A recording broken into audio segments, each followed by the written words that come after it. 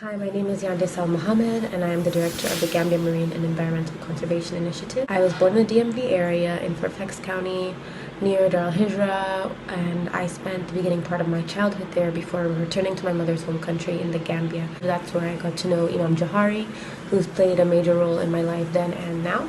Throughout my childhood, I had the opportunity to live and to travel to so many beautiful places that were surrounded by marine ecosystems. So when I got older, I had the chance to learn a little bit more about marine science, environmental science, and this also led me, unfortunately, to learn about the destructive nature of human beings to these environments, be it through exploitation or lack of education or lack of formal education.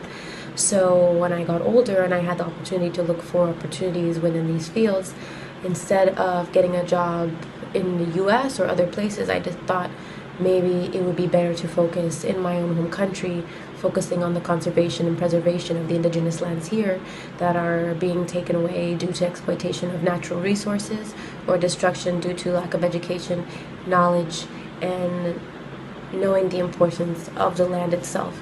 So I decided to start my own organization, which offers educational programs, community action, and myself, I offer public speaking to talk a little bit more about it, because I think a big part of it is not knowing. You can't speak about it, so once you do know, you have to speak and tell your own story.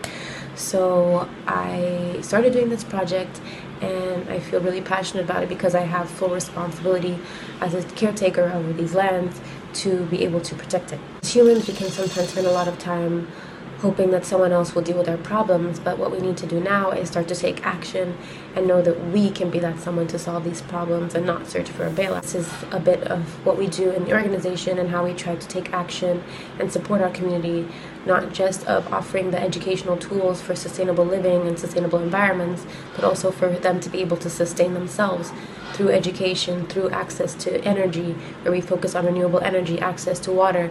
Now we see with the COVID crisis the importance of having access to water, where they can easily improve their livelihood from having access to water. 785 million people don't have access to water. That's 1 in 9 people. This information, we know that we need to find sustainable options for being able for people to have access to water throughout the world.